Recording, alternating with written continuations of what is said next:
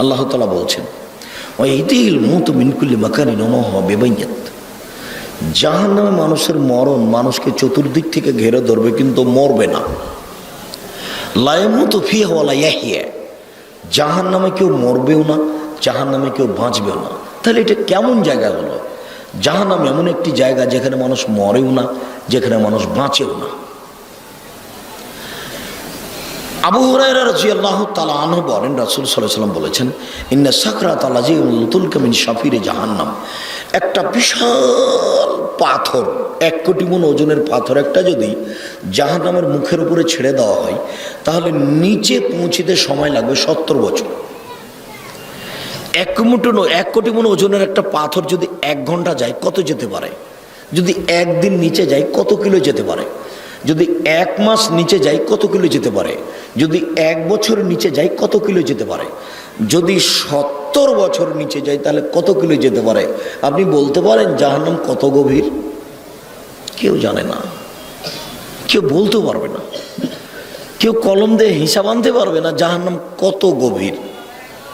আর একটা কথা এখানে মনে রাখেন, আল্লাহ বলছেন ইন্নাল মুনাফিকিনা ফি দারকিল আসফালি মিনান নার, হিন্দুরা জাহান্নামে যাবে তবে নিচে থাকবে, এই কথা আল্লাহ বলেননি। ইহুদিরা জাহান্নামে যাবে তবে নিচে থাকবে, এই কথা আল্লাহ বলেননি। খ্রিস্টান জাহান্নামে যাবে তবে নিচে থাকবে, এই কথা বলেননি। আল্লাহ বলছেন যারা মুনাফেক তারা নিচে যাবে, সবচেয়ে নিচে। মুনাফেককে দোকানে বসে আড্ডা পিটে বদনাম করে যে, মুনাফেককে মিথ্যা কথা বলে যে, মুনাফেককে বদনাম গীবত করে যে, মুনাফেককে ফজরের সালাত আদায় করতে মসজিদে যায় না, শুয়ে থাকে মুনাফেক সে। মুনাফেককে এশার আজান হয়ে গেল, জামাত হয়ে গেল, তবু আড্ডা পিটছে ওই দোকানের সামনে। আমি তোমাকে দোকানে বসতে নিষেধ করি না, এই ছেলাই ঘুমাচ্ছ কেন? কার গায়ে হাত দিয়ে আছো? রেডি হও, প্রস্তুত হও। দোকানে বসতে আমি নিষেধ করিনি, বলেছি যে 1 কেজি লবণ কিনতে গেছো আর 100 মরিচ নিবা, কিনা হয়ে গেলে 1 মিনিট দাঁড়াবা না ওখানে। কেন? দোকানের সামনে একটা বেঞ্চ আছে, ওখানে 2 জন বসে আছে, ওখানে আর একজনের বদনাম হচ্ছে। তুমি যদি ওখানে দাঁড়িয়ে থাকতে থাকতে বলো যে ঠিক বলেছিস, তাহলে কি হবে? এখন গীবত হয়ে গেল, তুমি এখন ক্ষমা নাও দেখি আল্লাহর কাছে, এইটুকু কথা তোমার। ক্ষমা নাও দেখি, মরা পর্যন্ত ক্ষমা চাইলে এটা হবে না।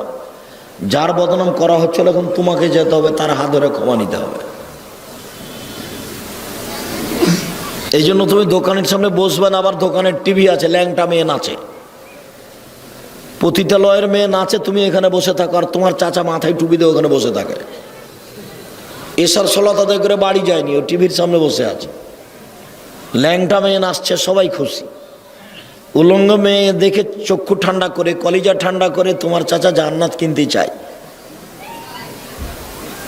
আর তোমার মোবাইলও দিন রাত ল্যাংটা মেয়ে নাচে। তোমাকে আমি কত কঠোরভাবে নাকচ করেছি।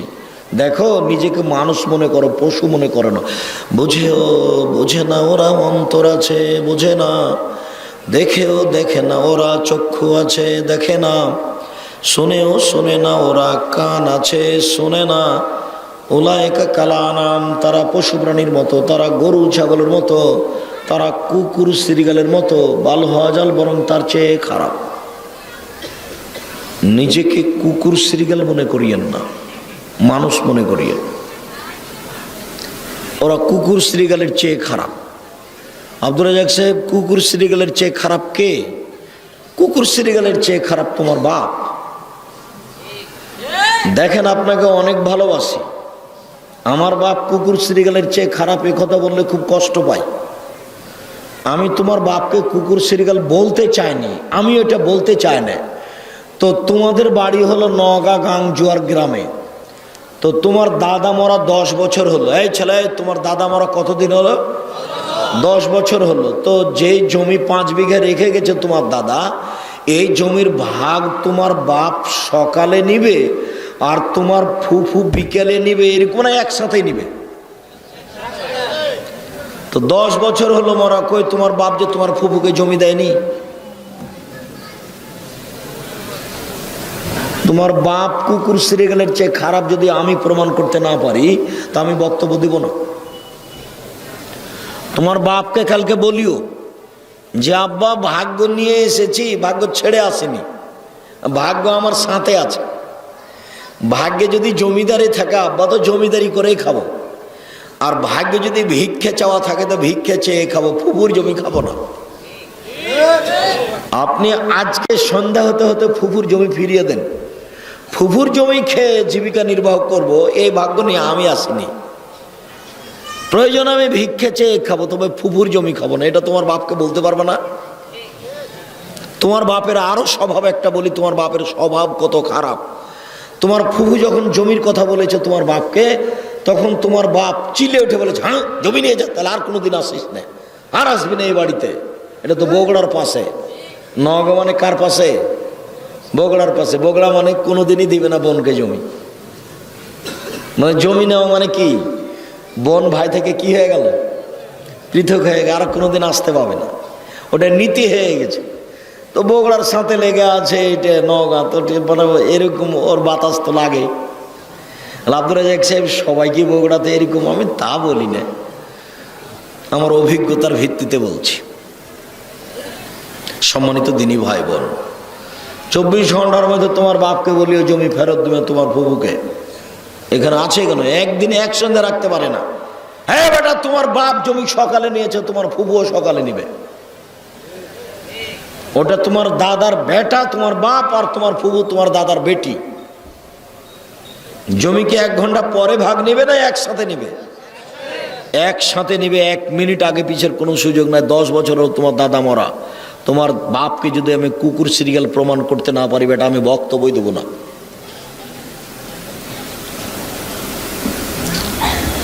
হকটা বুঝে চলার চেষ্টা করো।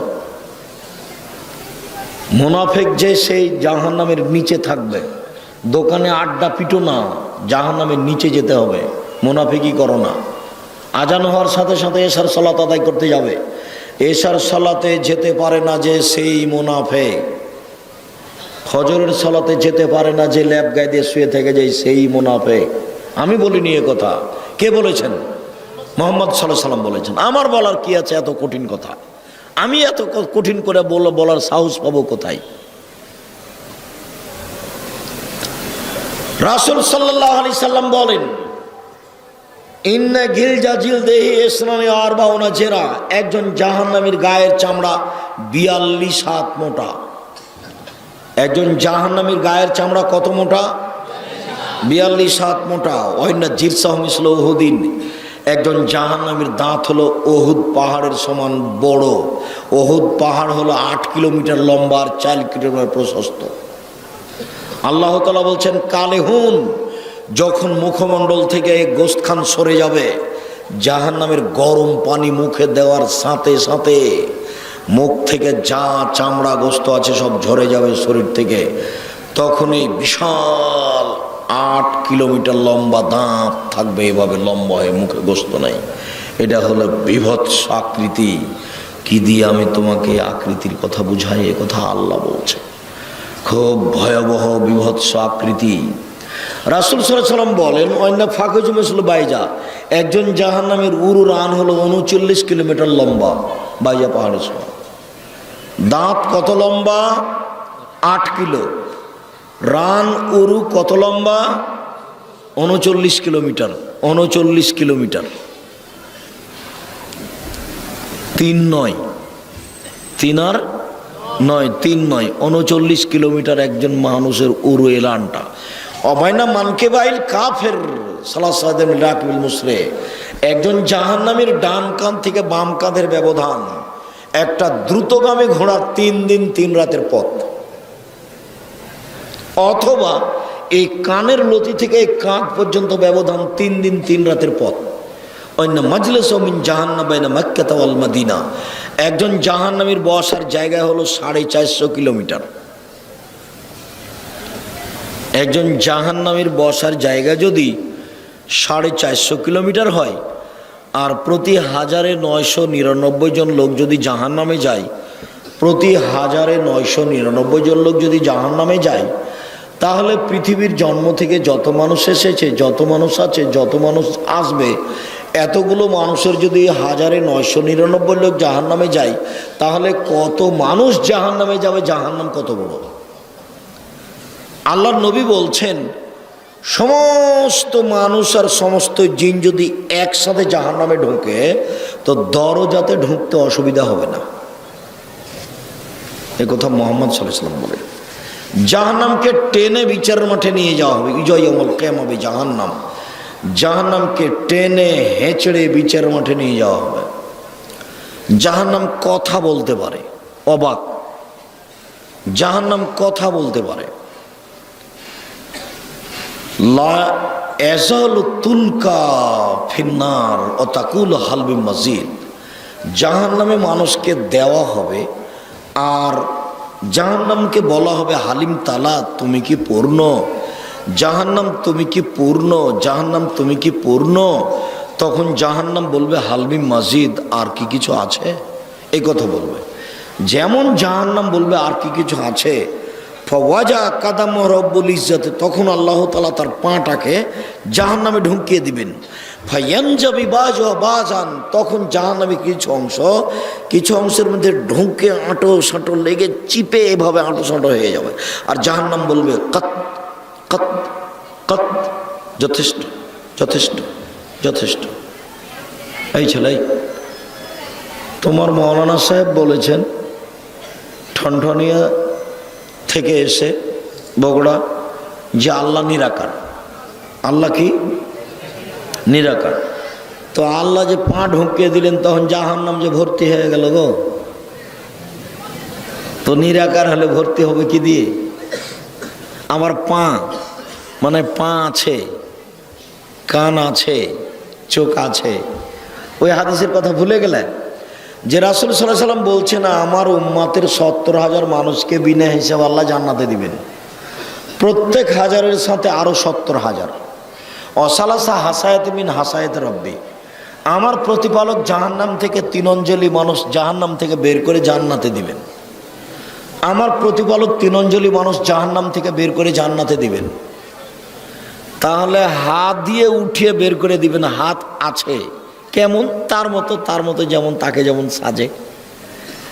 তাই ডক্টর শহীদুল্লাহ বলেছিলেন মৌলানা আব্দুল্লাহিল কাফি আল কুরাইশিকে, জনাব মৌলানা আব্দুল্লাহিল কাফি আল কুরাইশি, শুনেন, আল্লাহর হাত কি জাহান্নামের চেয়ে ছোট, তো জাহান্নামের চেয়ে বড়।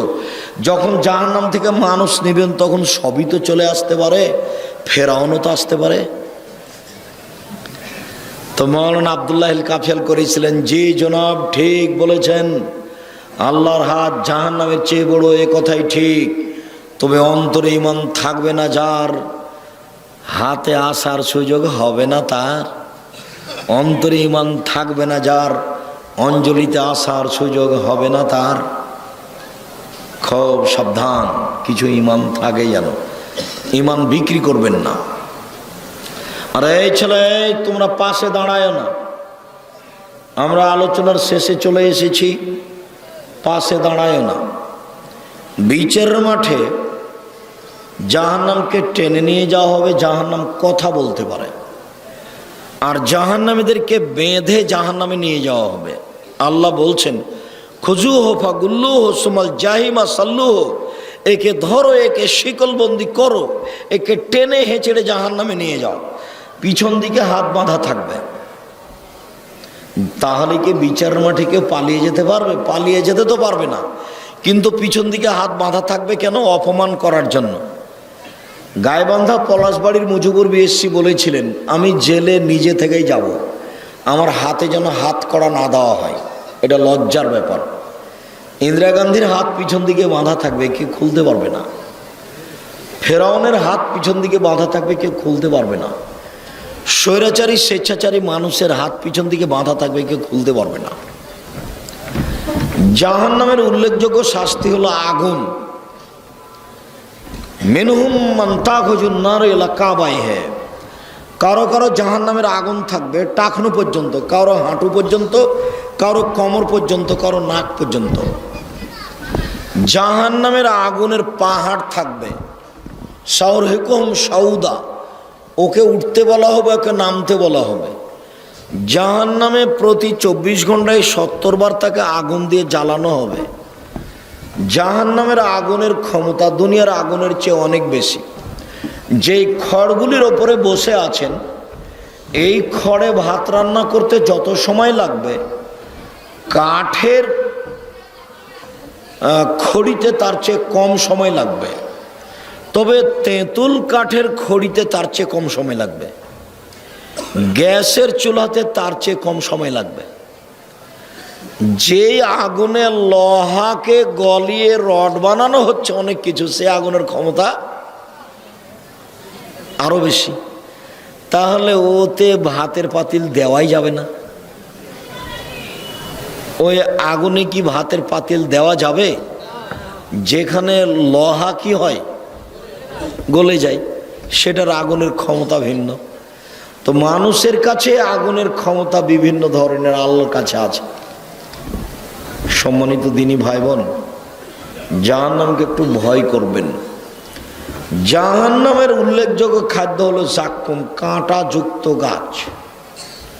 গুঠে বেগুনের গাছ আমরা দেখেছি চাঁপাইনবাবগঞ্জে, বেগুনের গাছের মতো মাটির উপরে ছড়িয়ে থাকে, ছোট ছোট ফল হয়, ফলের ভিতরে বেগুনের বীজের মতো বীজ থাকে, পেকে গেলে লাল হয়ে যায়। গাছটা যখন পেকে যায় তখন শুধু কাঁটা দেখা যায়। এটা হলো জাক্কুম গাছের তুলনা। জাক্কুম গাছের কাঁটা খেতে থাকবে, এটাই হলো গলায় বেঁধে যাবে, ভিতরে যাবে না আর বাইরেও আসবে না। তার মানে ও মরবেও না, ও বাঁচবেও না। জাক্কুম গাছের ফল হবে শয়তানের মাথার মতো। তো মানুষ কি শয়তানের মাথা দেখেছে? আল্লাহ কেন বললেন শয়তানের মাথার মতো? তো বিদ্বানগণ বলছেন যে আল্লাহ এটা খারাপ খারাপ এ কথা বলেছেন। আবুল আলা মওদুদী রাহিমাহুল্লাহ বলছেন, আরে না না না না, মানুষ যেমন রূপক কথা বলেও বুঝে, আল্লাহ তেমন রূপক কথা বলেন। মানুষ বলে লোকটা এত ভালো, এত ভালো মনে হচ্ছে যেন ফেরেশতা। তো মানুষ তো ফেরেশতাকে দেখেনি, তবু বলেও বুঝে। মানুষে বলে মেয়েটা এত সুন্দরী, মেয়েটা এত সুন্দরী মনে হচ্ছে যেন পরী। তো মানুষ তো পরীকে দেখেনি, তবু বলেও বুঝে। মানুষে বলে মেয়েটা এত কুৎসিত, মেয়েটা এত কুৎসিত মনে হচ্ছে যেন পেতনি। তো কেউ কেউ পেতনিকে দেখেনি কিন্তু বলেও বুঝে। আবুল আল্লাহ মওদুদী রাহিমাহুল্লাহ বলছেন যে আল্লাহর রূপক কথা বলেন, সেটা হলো এইটা যে জাক্কুম গাছের ফল হলো শয়তানের মাথার মতো। আল্লাহ আলাম, আল্লাহ ভালো জানেন। আমরা এ কথা বলি না যে আল্লাহ রূপক কথা বলেন, তবে শয়তানের মাথার মতো বলে আল্লাহ কি বলতে চেয়েছেন আল্লাহ ভালো জানেন। আমরা বলছি বিদ্বানের কথা অনুপাতে খারাপ। জাহান্নামে মানুষকে শাস্তি দেওয়ার জন্য আছে বিচ্ছু। একবার দংশন করলে 40 বছর ব্যথা থাকবে, গাধার সমান। জাহান্নামে সাপ আছে উটের সমান, একবার দংশন করলে 40 বছর ব্যথা থাকবে। জাহান্নামে মানুষকে মারার জন্য হাতুড় আছে, হাম্বল। এইটা দিয়ে জাহান্নামের মানুষকে ফেরেশতারা মারতে থাকবেন। রাসূল সাল্লাল্লাহু আলাইহি সাল্লাম জাহান্নাম থেকে বাঁচতে চাইতেন, সলাতে সালাম ফিরার পূর্বে বলতেন, সলাতের নামাজে সালাম ফিরার পূর্বে বলতেন, আল্লাহুম্মা ইন্নী আউযু বিকা মিন আযাবি জাহান্নাম, আউযু বিকা মিন আযাবিল কবর, আউযু বিকা মিন ফিতনাতিল মাসিহিদ দাজ্জাল, আউযু বিকা মিন ফিতনাতিল মাহইয়া ওয়াল মামাত। আল্লাহ তুমি কবর থেকে বাঁচাও, আল্লাহ তুমি জাহান্নাম থেকে বাঁচাও, আল্লাহ তুমি দাজ্জালের ফিতনা থেকে বাঁচাও, আল্লাহ তুমি ইহকালের পরকালের বিপদ থেকে বাঁচাও, আল্লাহ তুমি ঋণ কর্জ বড় পাপ থেকে বাঁচাও। একটু জাহান্নামে যাবে কারা? অশ্লীল কাজ জেনা লিপ্ত হয় যারা, জাহান্নামে যাবে কারা? সুদ খায় ঘুষ দেয় যারা, জাহান্নামে যাবে কারা? দোকানে বসে আড্ডা পিটে বদনাম করে যারা, জাহান্নামে যাবে কারা? এসব মহিলা যারা নগ্ন পোশাকে চলে, যারা মাথায় কাপড় দেয় না, যারা উলঙ্গ পোশাকে চলে তারা। দেখেন তো একটা হাদিসের নগদ অনুবাদ, ভালো বুঝতে পারেন কিনা। এই ছেলে খেয়াল করো, উপস্থিত বৈঠকের মুসলিম বোন, আপনি একটু খেয়াল করেন তো, আপনাকে বলছি। উপস্থিত বৈঠকের মুসলিম বোন একটু খেয়াল করেন তো, আপনাকে বলছে, এদিকে দেখেন। আল্লাহ রাসূল বলছেন সিনফান মিন আহলিন নার লামারাহুমা, আমার উম্মতের দুই শ্রেণীর মানুষ জাহান্নামে যাবে, ওদের আমি দেখিনি। আমার উম্মতের দুই শ্রেণীর মানুষ জাহান্নামে যাবে, আমি তাদের দেখিনি। আমার উম্মতের দুই শ্রেণীর মানুষ জাহান্নামে যাবে, আমি তাদের দেখিনি। এক মাহুম সেয়াতুন, এক শ্রেণীর মানুষ, তাদের হাতে থাকবে লাঠি, কাজনাবিল বাকারে, গাভীর লেজের মতো। হাতে লাঠি থাকবে কিসের মতো? গাভীর লেজের মতো, একদিক মোটা আর একদিক চিকন। এজরেবুনা বেহান নাস, তারা তা দিয়ে মানুষকে মারবে। এরা জাহান্নামে যাবে। এসব লাঠি প্রশাসনের লোকের হাতে থাকে, আর থাকে যারা কলেজ বিশ্ববিদ্যালয়ে পড়ে তাদের হাতে। ওরা পড়তে যায়নি, ওরা গেছে ওখানে অশ্লীল কাজ করতে, জেনা করতে, মারামারি করতে। কিসের পড়া? ওখানে মদ খায়, মেয়ে নিয়ে ঘুরে আর লাঠি হিসাব করে রাখে। এসব শ্রেণীর মানুষ সব জাহান্নামে যাবে। দুই, নিশাউন, মহিলা, কাসিয়াতুন, কাপড় পরে থাকে, আর ইয়াতুন, উলঙ্গ। কাপড় পরে উলঙ্গ হয়। ওই যে তোমাদের স্কুলের খবর, তোমরা তো স্কুলে দেখছো না, তোমাদের স্কুলেরই মেয়েরা পোশাক পরে যায়। সব মাস্টার, ছাত্র ছাত্রী তাদের অঙ্গ প্রত্যঙ্গের আকার আকৃতি সবাই বুঝতে পারে। মাস্টার বুঝতে পারে পুরো প্রতিষ্ঠানের মেয়েদের শরীরের আকার আকৃতি। এটা তো মানুষের পোশাক হতে পারে না, পশু প্রাণীর হতে পারে। নিশাউন, মহিলা, কাশে এতন, কাপড় পরে থাকে, আর এতন, উলঙ্গ। মনে হচ্ছে যে তোমাদের স্কুল দেখে দেখে বলছেন আল্লাহ নবী, মনে হচ্ছে তোমাদের স্কুলে এসেছিলেন। আল্লাহ নবী তোমাদের বাড়িকে দেখে বলছেন, তোমার বোনকে দেখে বলছেন মনে হয়। এই ছেলে, ভালো করে বুঝো, হাদিস বুখারী মুসলিম, ফিরার কোনো পথ নাই। নিশাউন, মহিলা, কাসিয়াতুন, কাপড় পরে থাকে, আরিয়াতুন, উলঙ্গ। মমিলাতুন, পুরুষকে নিজের দিকে আকৃষ্ট করে। মায়েলাতুন, তারা নিজেরা পুরুষের দিকে আকৃষ্ট হয়। বাড়িতে ছিল, ভালোই ছিল। ওর আব্বা বলল, আম্মু, জি আব্বু, এক গ্লাস পানি আনো তো নিয়ে এসে দিল। মা বলল, আম্মু বিছানাটা ঠিক করো, তো করলো। এবার স্কুলে যাচ্ছে বা নওগাঁ বাজারে যাচ্ছে কাপড় কিনতে, তো সাজগোজ করে বের হয়েছে। বের হওয়ার পরে দেখছি একবার রাস্তার ডান দিকে যায়, একবার বাম দিকে যায়, একবার মাথার চুল নাড়ে, একবার হাত হিলায়, একবার মুখ ভাঁজ করে কথা বলে, কেন জানে কেমন কেমন করে, কেন জানে আনছান আনছান আনছান আনছান করে। তার মানে ও নিজে আকৃষ্ট হয়েছে পুরুষের দিকে। নইলে এখনো এরকম করছে কেন? ও তো বাড়িতে এরকম করেনি, এরকম করছে কেন? আমি বলিনি এ কথা, আল্লাহ রাসূল বলছেন। রৌসহন্না কাসনামাতিল বক্তিল মায়লা, তার মাথা হচ্ছে বক্র বদ ওঠের নেই। মাথার চুলগুলিকে দেখবে একবারে শ্যাম্পু দিয়ে পাঞ্জা করে উঁচু করে রেখেছে। আর না হলে দেখবে মাথার চুলকে বেঁধে উপরে রেখেছে। বাপ বেটি মা সবাই লজ্জাকে বিক্রি করে খেয়েছে। বিশাল চুল দেখে ঘুরে বেড়াচ্ছে। এখনো কত মেয়ে এখানে বসে আছে ওইভাবে চুল দেখে, এখনো আছে, চুল দেখাই যাচ্ছে তার। জন্ম দিতে পারলে বাপ হওয়া যায় না, ক্ষমতার নাম বাপ। প্রসাব করাতে পারলে মা হওয়া যায় না, নীতির নাম মা। নীতি ছাড়া মা হওয়া ঠিক নয়, নীতি ছাড়া বাপ হওয়া ঠিক নয়। সম্মানিত দিনী ভাই বোন, লায়াত খোল্লাল জান্নাহ, এইসব মহিলারা জান্নাতে যাবে না। জান্নাতে তো যাবে না, যাবে না, ওলা ইয়াজিদনা রিহা, জান্নাতের গন্ধ পাবে না। যে জান্নাতের গন্ধ 1 বছরের দূরত্ব পথ থেকে পাওয়া যায়।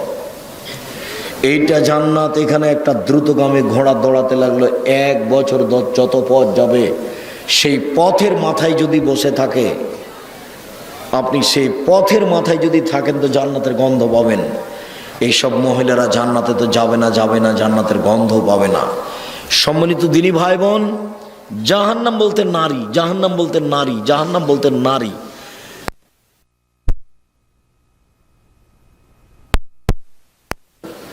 উপস্থিত বৈঠকের মুসলিম বোন, আপনারা ফকির মিসকিনকে দান করবেন, কওমি মাদ্রাসায় দান করবেন, মসজিদ তৈরি করার জন্য টাকা পয়সা দিবেন। আমি আপনাকে শেষে এসে কয়েকটা কথা অনুরোধ জানাচ্ছি। উপদেশমূলক, ওসিয়তমূলক। এক, 5 ওয়াক্ত নামাজ পড়বেন, সালাত যে কোনো মূল্যে, আজ থেকে যে কোনো মূল্যে পড়তেই হবে, কোনো মাপ নেই। দুনিয়াতে এই কাজটা যদি না করেন তাহলে সব বাদ পড়ে যাবে।